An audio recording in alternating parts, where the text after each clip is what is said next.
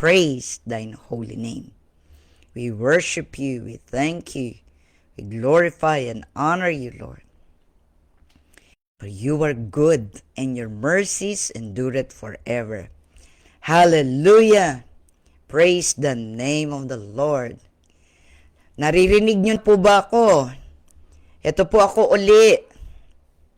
Praise the Lord. Samahan niyo po ako uli. Tayo po'y manalangin para sa pagpapatuloy nito. Maraming salamat, Panginoon, na kayo ang aming Diyos at tagapagligtas at manunubos ng aming buhay.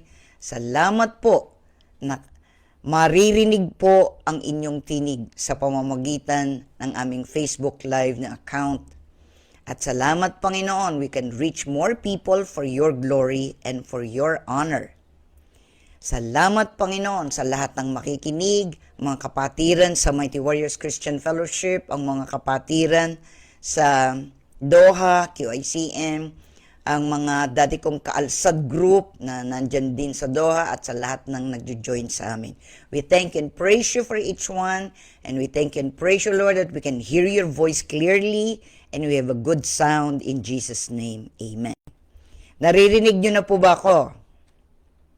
Yan, good morning muli. Sister Tess UC, Sister Evelyn Oblea, Sister Susan Manansala Kanilaw. Ayan po.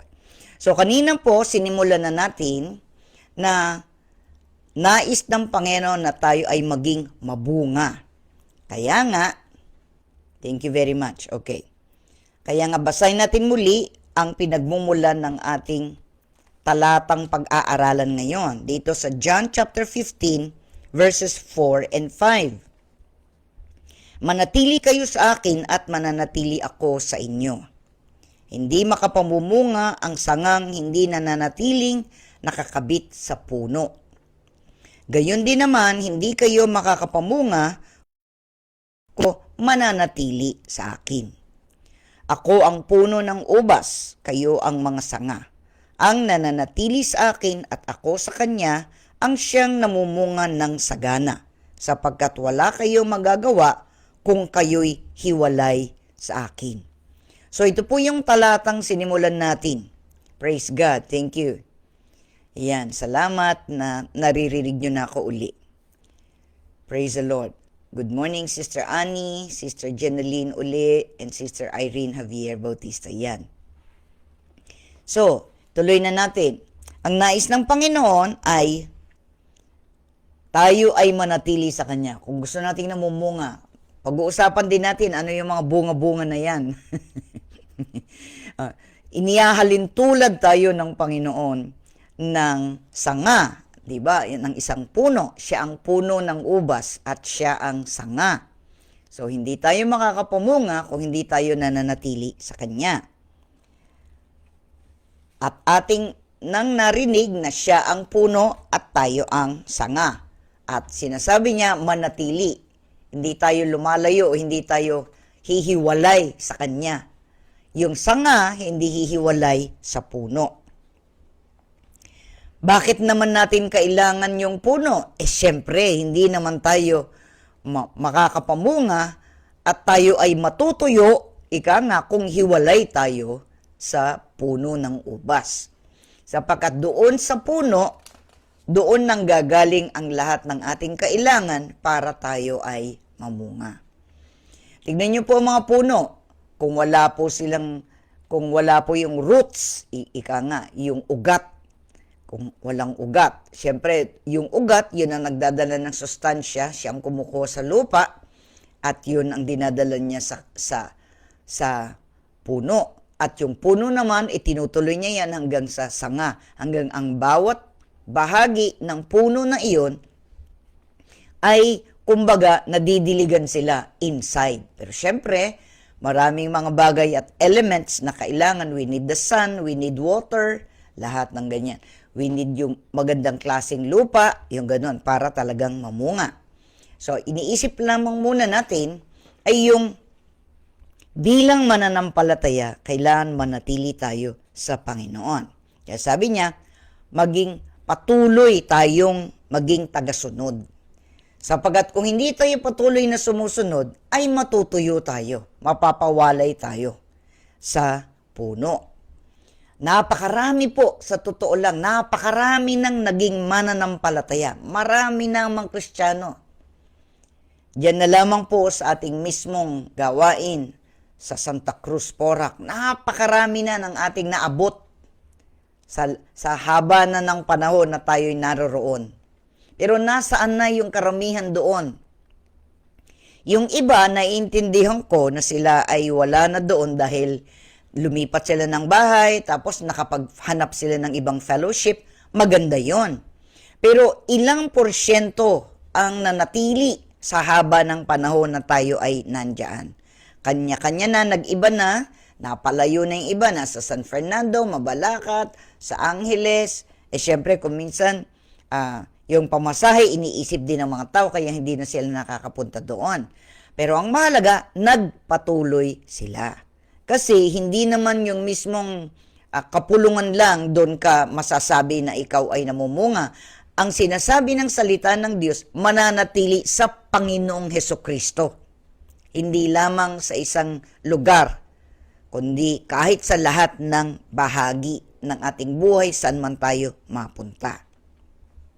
Ngayon, may sinasabi pa sa atin ng Panginoon na kailangan tayong manatili sa Kanya. Ngayon, gusto rin ng Panginoon na kung tayo nananatili sa Kanya, mayroon ding mangyayari din sa ating buhay. Mayroong magiging produkto yun, ika nga. We will produce something. Ang sabi niya, ang isa sa mga magandang kapahayagan na tayo talagang namumunga, dito po, basahin natin, Matthew chapter 5 verse 16. Ang sabi po ng Panginoon dito, Matthew chapter 5 verse 16, sabi niya, gayon din naman, dapat ninyong paliwanagin ang inyong ilaw sa harapan ng mga tao, upang makita nila ang inyong mabubuting gawa at luwalhatiin ang inyong amang nasa langit. So may purpose po ang Panginoon. Alam naman natin, siya ang Diyos ng liwanag. Siya, lahat ng bagay maliwanag sa Kanya. The entrance of His Word giveth light, di ba? Yung pagpasok ng salita ng Diyos ay nagdadala ng liwanag. Yung conception, kapag nag-join yung mga kinakailangan para magkaroon ng seed in the woman's womb, light din ang pumapasok. It's always light.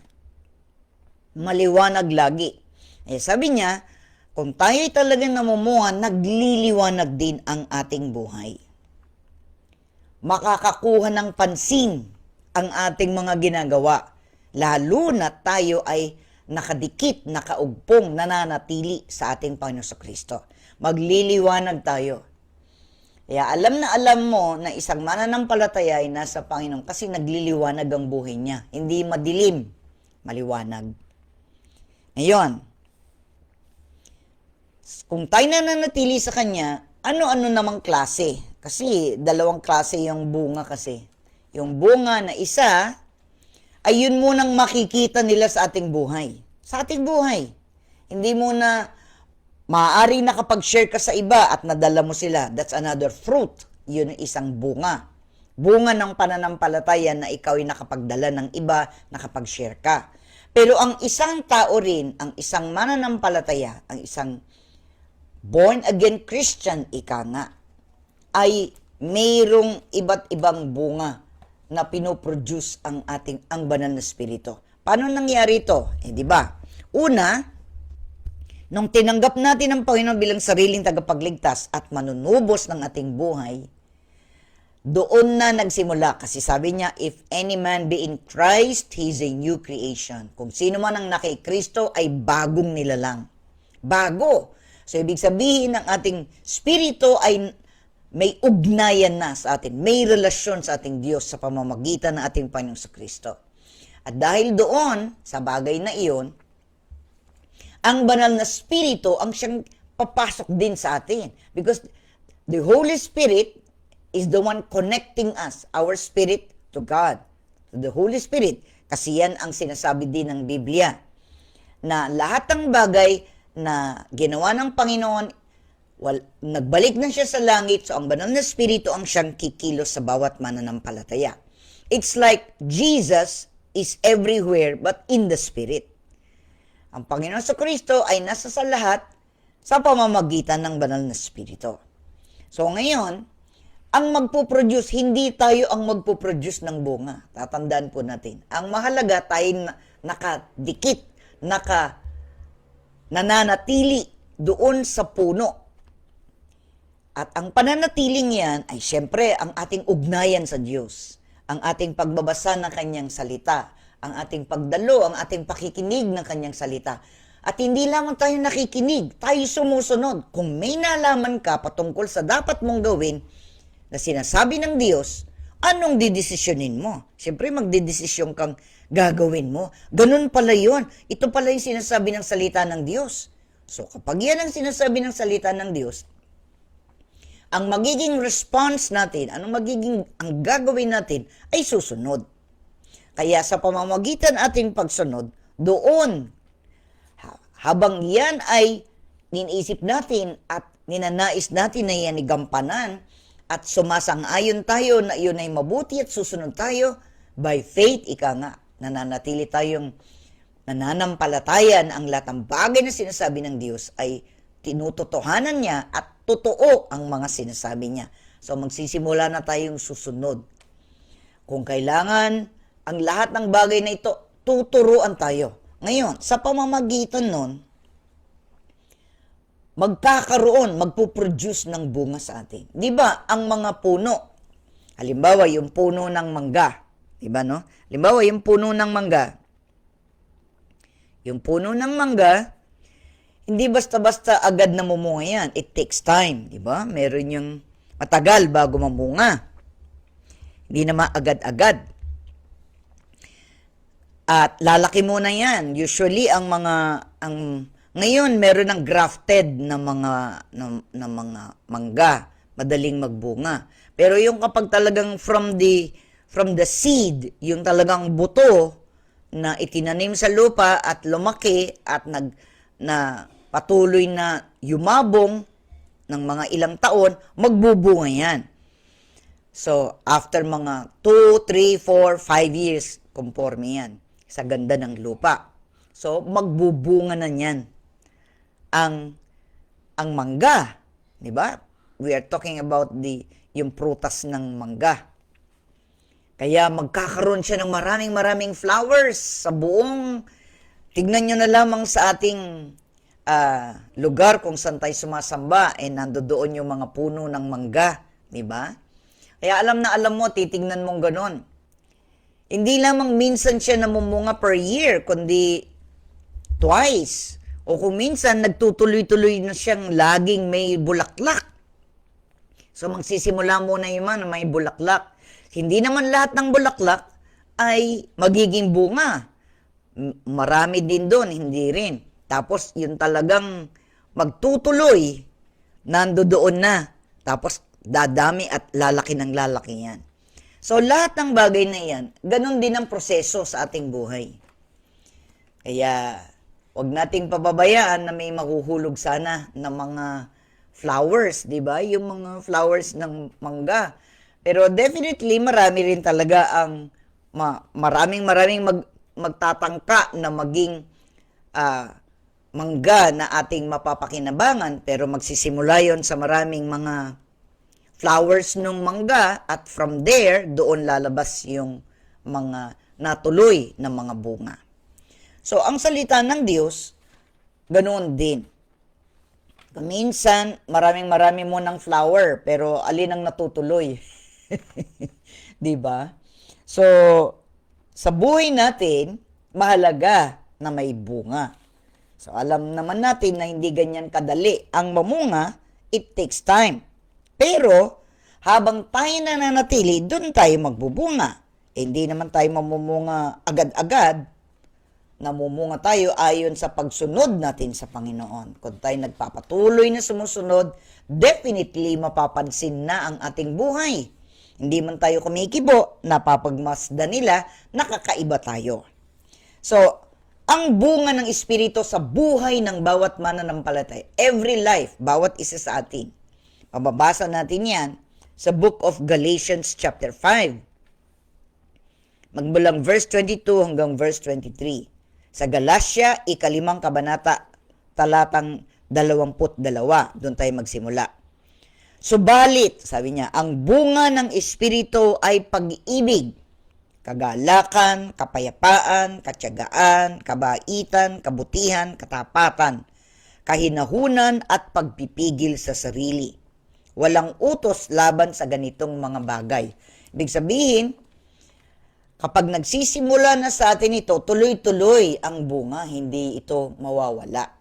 So, ano-ano ang sinabi nun? Ang unang-unang lalabas na bunga, matingkad na bunga sa isang mananampalataya ay pag-ibig. It will all start from there. Kasi ang ating Diyos ay Diyos ng pag-ibig. So, yung unang mapoproduce, lalabas sa atin na bunga will always be the love of God. Kasi naranasan natin ang pag-ibig ng Diyos. So ngayon, yun ang unang-unang mahahalata nila sa atin. Tayo rin ay merong pag-ibig. Una sa Diyos at pangalawa na ating ibigin, the extension. Saan lalabas yun? Paano maipapakita yun? Sa pamamagitan ng ating pag-ibig din sa tao. Dati-dati, makasarili tayo. Pero ngayon, hindi na. Inuuna natin ay ang kalooban ng Diyos at kung papaano tayo makasusunod sa Kanya. So kapag tayo umiibig, anong ibig sabihin nun? Yung pong Greek word ng pag-ibig ay yung agape. Ito po yung uri ng pag-ibig, hindi nababase sa ating emosyon. Hindi nababase sa ating pandama. It's not in our emotion. It's not our feelings. Ito po'y isang desisyon. Una, ang Diyos ang siyang gumawa nito. He decided to love us, to be committed to us. Nilalang niya tayo ayon sa kanyang wangis. So, natural, kung tayo nasa wangis ng Diyos, mahal na mahal niya tayo. Ngayon, kapag ikay umiibig, ano yung uri ng pag-ibig niya? Paano nila makikita yan? Ang binibigyan ng definition, ika nga, hinahanap po yung pinakamainam na magagawa mo para sa kapwa mo. How you can love others, how you can show to others how much you love them. Siyempre, if you love God, you will also be very loving. Kung naranasan mo ang pag-ibig ng Diyos at pinadadama ng Diyos ang pag-ibig niya sa iyo, magiging ganun ka rin sa iyong kapwa. Kasi nadama mo na, nasa sayo na. And out of this love, doon lalabas ang iba't ibang bunga. Kaya sinasabi, the fruit of the Spirit. Hindi fruits. Isa lang. Because they are a cluster. Yung bungkus, katulad ng mga ubas, bungkus yan. Hindi naman isa-isa lang ang bunga sa bawat stem, yung ganon. Marami yan magkakasama. Ganon din yung mangga, di ba? Kung minsan, isa lang ba ganon, ang dami nila, lalabas sila. Ganon din. So yung unang-unang magiging bunga ng isang mananampalataya ay magbubunga ang pag-ibig ng Diyos sa kanilang buhay. Nadama nila kung gaano sila kamahal ng Panginoon, kaya ngayon magiging mapagmahal din sila. Kaya we seek the highest good of others. Hinahanap natin kung anong pinakamainam na magagawa natin bilang expression, bilang pagpapatunay na tayo ay nagmamahal. Kaya hindi ito base sa ating emosyon o ating pandama, kundi desidido tayo na sumunod sa Panginoon at sa pamamagitan niyan ay naranasan natin ang pag-ibig ng Diyos. So, ganun din naman ang ating pagmamahal sa ibang tao. Kaya ito po yung agape, hindi po yung friendly love lang. Meron po yung friends lang, kaibigan. Pero ito pong uri ng pag-ibig ng Diyos ay hindi. Dinesisyonan na niya na tayo mamahalin niya. Kaya lalo na kung tayo nag-respond sa kanyang pagmamahal, lalo niyang ipapakita sa atin, ipapadamat, paparanas ang pag-ibig niya sa atin. Kaya hindi tayo magkukulang ng pag-ibig. Because it's one. Ito ang indicator, ika nga, ito yung dun mo makikita talaga if you are in the Lord. You will always seek the highest good for others. Hindi mo na, hinuhuli mo talaga yung sarili mo, lalo na nga, isa rin sa bunga ng Espiritu is self-control. Tapos, ang sinasabi niya, so kung babasahin natin yung patungkol sa scripture about love, aside dito sa Galatians chapter 5, verse 22, yung sinabi niya, ang bunga ng Espiritu ay pag-ibig. Tignan natin yung 1 John chapter 4, verse 7. 1 John chapter 4, verse 7, sabi niya, sorry po, 1 John chapter 4, verse 7, simulan natin doon. 1 Juan, ika-4 na kabanata, talatang 7. Mga minamahal, mag-ibigan tayo sapagkat mula sa Diyos ang pag-ibig. Ang bawat umiibig ay anak ng Diyos at kumikilala sa Diyos. Ang hindi umiibig ay hindi kumikilala sa Diyos sapagkat ang Diyos ay pag-ibig. Inihayag ng Diyos ang kanyang pag-ibig sa atin nang suguin niya ang kanyang bugtong na anak upang magkaroon tayo ng buhay sa pamamagitan niya. Ito ang pag-ibig. Hindi sa inibig natin ng Diyos, kundi tayo ang inibig niya at sinugo ang kanyang anak upang maging handog sa ikapagpapatawad ng ating mga kasalanan. Mga minamahal, yamang gayon kadakila ang pag-ibig ng Diyos sa atin, dapat din tayong mag-ibigan. Walang taong nakakakita sa Diyos kailanman, ngunit kung tayo'y nag-iibigan, nasa atin siya at magiging ganap sa atin ang kanyang pag-ibig. So doon po, in-explain sa atin ng 1 John chapter 4 from verses 7 to 12, ng pinagsimulan ng pag-ibig ay ang Diyos. At dahil minamahal tayo ng Diyos, magiging mapagmahal na rin tayo. We will also love other people. Kaya sabi niya, yun, makikita natin, marirecognize, marirecognize natin ang pag-ibig sapagkat ang Diyos ang pag-ibig. Siya ang umibig sa atin. Pero alam niyo po, marami ring mga tao nagkakaroon ng ibang kaisipan patungkol sa pag-ibig. Kasi alam naman natin, maraming taong umiibig din. At kung minsan yung pag-ibig nila ay konsentidor, ika nga. Mali na, minamahal mo siya, okay lang. Hindi po gano'n ang uri ng pag-ibig ng Diyos. Ang pag-ibig ng Diyos sa atin ay may kasamang disiplina.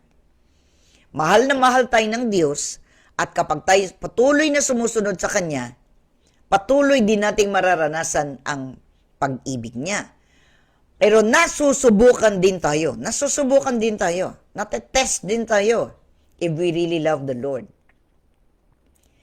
Kuminsan, ang mga nakakasama natin, nakakahalubilo natin, ay mga taong hindi kaibig-ibig. Kaya matututo tayo na ibigin ang ating kapwa, hindi dahil sa umiibig sila sa atin, kundi ang pag-ibig ng Diyos ang nasa atin. Kaya nga, magagawa pa rin nating umibig sa kanila kahit hindi sila kaibig-ibig. Kasi ganyan ang pag-ibig ng Diyos sa ating lahat. Hindi dahil sa napakabuti natin, kaya niya tayo iniibig. Hindi pa man tayo mabuti. Nandun pa tayo sa kadiliman, mahal na niya tayo. Kaya nung tayo nag-respond at lumapit sa Kanya, talaga namang lalo niyang pinakita sa atin na talagang mahal niya tayo. At dahil naranasan natin ang pagmamahal niya sa atin, magiging ganun din tayo katulad niya. Yun po ang explanation doon. Sabi niya, basahin niyo po uli 1 John chapter 4 from verses 7 to 12. Sapagkat dun po nakatala saan pinagsimulan yan. Paano tayo magbubunga? Galing sa Diyos yan. God is love. Siya ang Diyos ng pag-ibig, kaya yun din ang unang-unang marka, ika nga, na tunay tayong nasa Panginoon is because of our love. Pero sabi ko nga, ang pag-ibig ng Diyos ay hindi konsentidor na pag-ibig. Kasi marami nagsasabi, iniibig ako ng Diyos, so pwede naman pala ako magkasala. Hindi po gano'n ang ating attitude. Hindi po gano'n ang ating pananaw. ang ating Diyos, mahal niya tayo, siya rin ay Diyos na banal. Siya ay Diyos na matuwid. Kaya nga sumusunod tayo sa kalooban niya para hindi tayo mahihiwalay sa Kanya. Kaya kung tayo ay Kanyang minamahal, itinutuwid din niya tayo. Hindi yung pag-ibig na kinukonsinti niya na nagkakamali na tayo, nagpapatuloy. Mahal tayo ng Diyos, kaya nga iko-correct niya tayo, didisiplinahin niya tayo. Para sa ganon, ating matutunan na tayo ay talagang para sa Kanya sapagkat tinuturuan niya tayo kung paano tayo mamuhay. So, yun po isa pa lang, di ba? So, bahagi po ng bunga ng yan ay yung pong tinatawag nilang kagalakan. Nandoon yon. Balikan natin yung Galatians chapter 5 verse 22. Ito po ay mahalaga sa atin bilang isang mananampalataya. Maaring alam nyo na po ito, pero kailangan po nare-remind tayo lagi. Lagi tayong pinapaalalahanan ng Panginoon na ito'y mahalaga sa Kanya. At ito ang isang senyales o kapamaraanan na tunay na tayo ay nasa Panginoong Kristo. Diba? Ang bunga ng Espiritu ay pag-ibig, tapos kagalakan. So, yun. Isa pa yun. So, kapag may pag-ibig ka, ang pag-ibig ng Diyos na naranasan mo, meron ka rin kagalakan.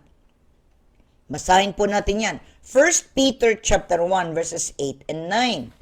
1 Pedro chapter 1 verses 8 and 9. Basahin po natin. 1 Peter chapter 1 verses 8 and 9. Sinasabi po dito ng salita ng Diyos, ganito po ang ating mababasa. Hindi ninyo siya nakita kailanman, ngunit siya'y inibig na ninyo. Hindi pa rin ninyo siya nakikita magpahanggang ngayon.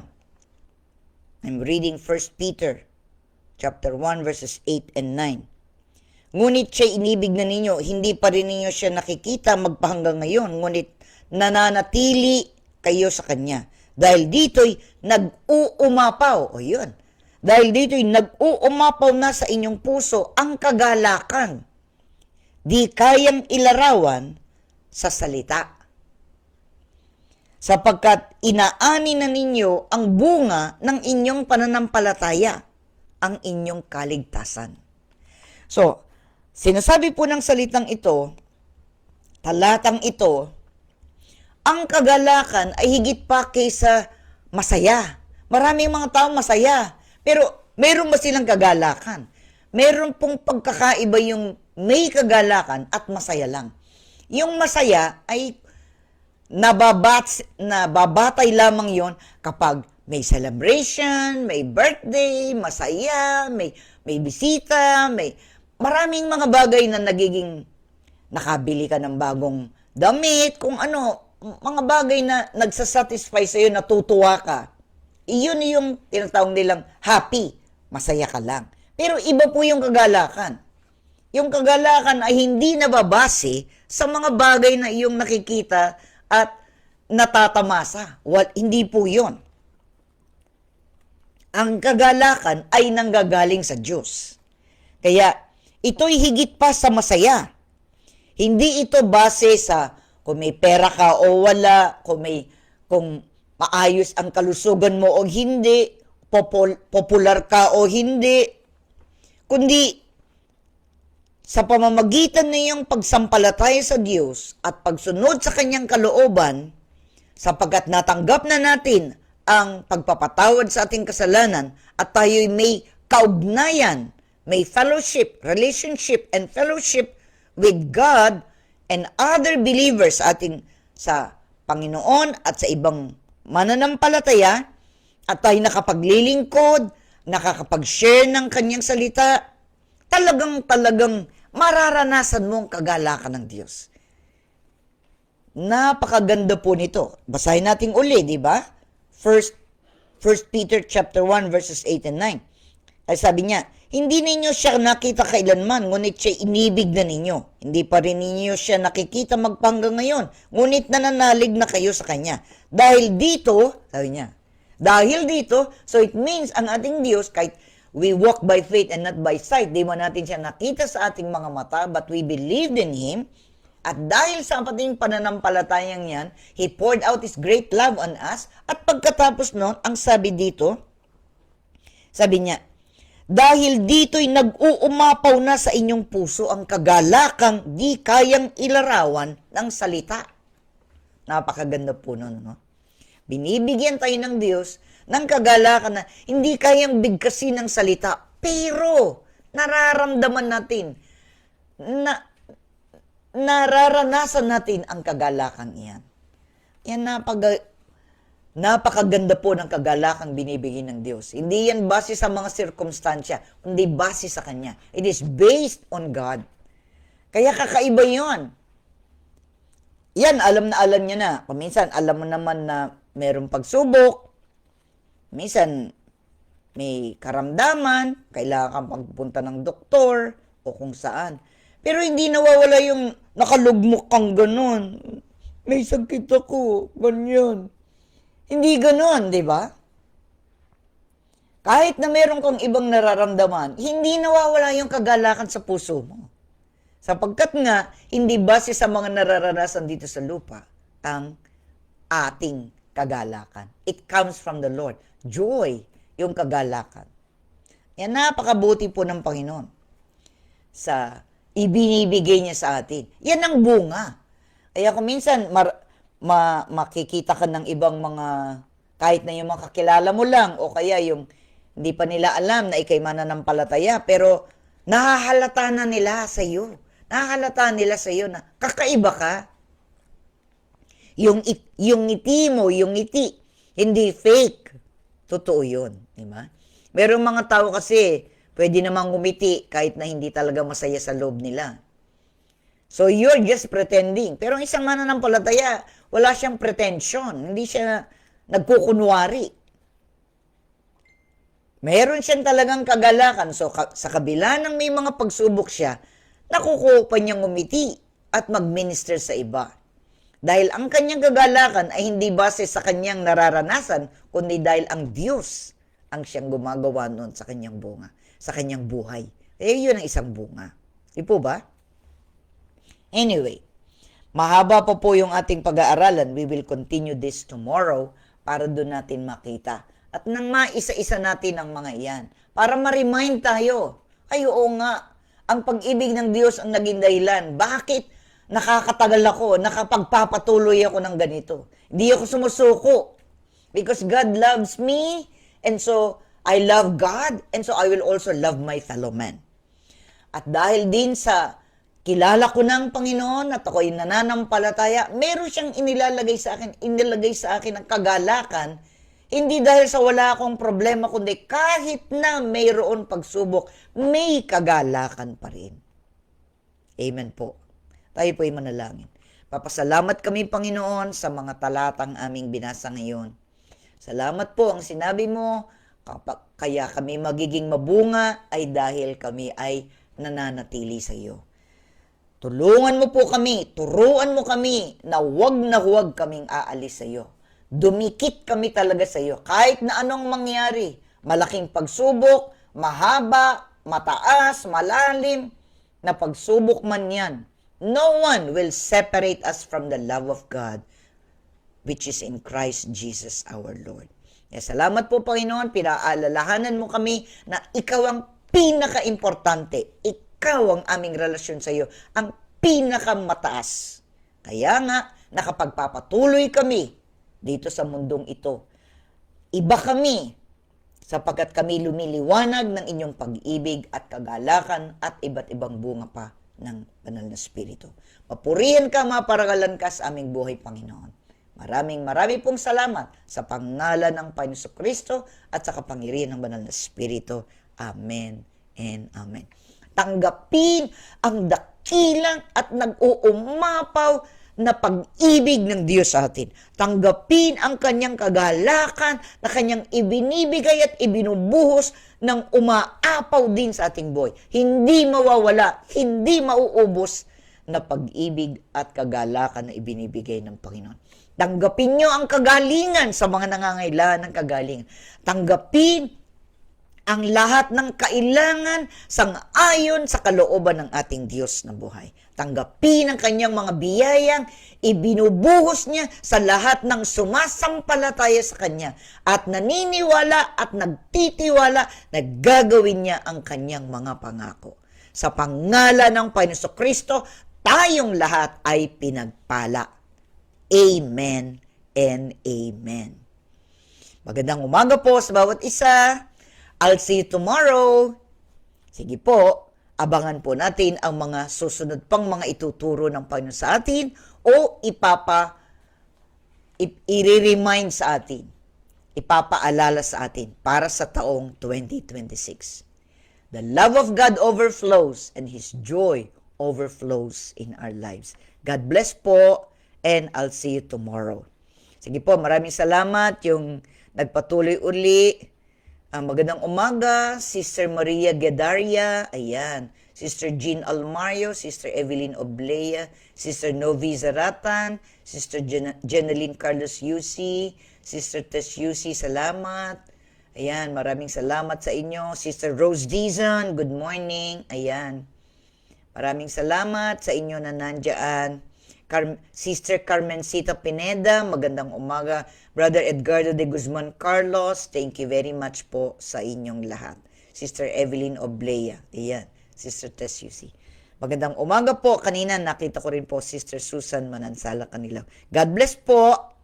I'll see you tomorrow for our next topic. Bye for now. God bless.